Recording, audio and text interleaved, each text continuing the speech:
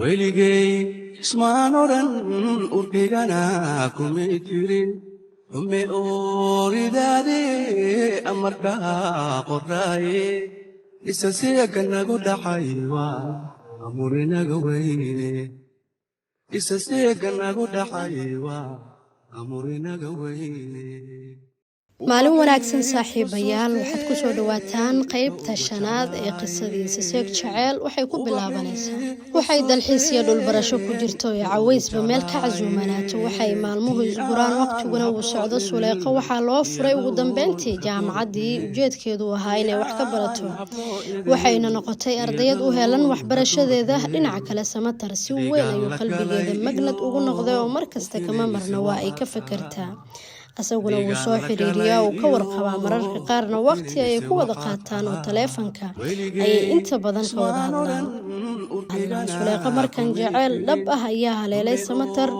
run ayay u jeclaatay si xoog ah ayay u rajaynaysaa in maalin uu nolosheeda ku soo biiro balse xishood gabarnimo ayaa dabraya dhinaca waxbarashada ayay kaga dadaalaysaa oo waa sanadkii ugu horeeyay ee fasal fariisato kuliyadeeduna waa mid aad u adag oo u baahan dadaal dheeri ah oo laba jibaaran jawigu aad buu kaaga qaldami karaa sanadka ugu horeeya ee jaamacadda haddana marka aad dalkaaga ku nooleen waa culays kale oo hor leh balse Suleeqa markasta waxaa caawinaya oo dhiirigelinaya garab u ahaa walaalkeed halka Samatarna uu markasta lahaa dadaal meel wanaagsan ayaan kaa filayaa inaad imaato dadaalkeedii oo laba jibaar ahaa iyo waliba dhiirigelinta walaalkeed cilmi iyo saaxiibkeed Samatar meel wanaagsan ayay timid imtixaankii dhexe ee jaamacadda ayayna ku baastay Samatar ayaa yiri maadaama aad ka gudubtay imtixaanka wajiga hore ee jaamacadda waxaan kuugu talagalay hadiyad aan kula jeclaaday inaad ku farxi doonto ayaan rajaynayaa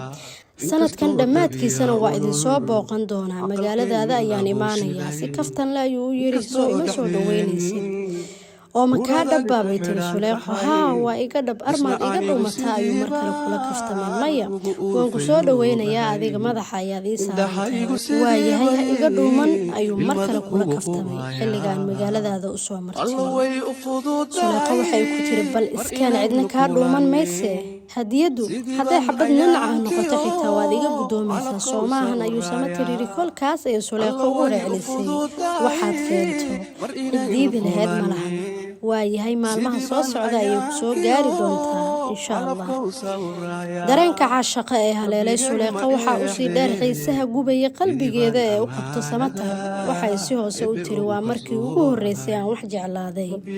waa dhab oo iga dhab waan ogahay inaan markan wax jeclaaday waxaan u daarneed heestii Qadra Daahir ee ahayd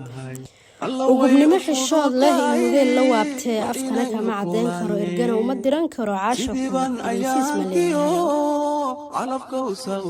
Samatar dhankiisa si aad ayuu ugu helay Suleeqa dabeel jaceyl sidata ayaana waxay salaamaha qalbigiisa qacdii hore ee gudub diyaaradaha ku kulmeen ayuu ka helay inanta quruxda iyo codka dabacsanida ee ku galaday haddii aan Suleeqa helo soo janno adduun maalgelin nasiibkaygu waa dhameystiran noloshuna way u qurux badnaan lahayd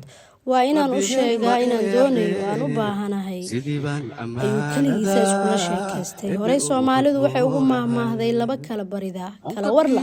yaa u sheega in iyada xitaa Suleeqa ay aad u jeclaatay oo qalbigeedu saldhigtay kalgaceylka u qaaday Samatar biyana dhigay qalbigeeda qaybtii shanaad ee qisadiisa seeg jaceyl daawadayaal waa inaga intaa waad ku mahadsan tahay la socodka sheekadan haddii aad ka heshay la wadaag saaxiibadaada wixii tale ay tusaalahana noogu reeb bartoose kommentiga intaan ku kulmi doono qaybaha xiga ee sheekada waxaan idinkaga tagayaa nabadgelyo.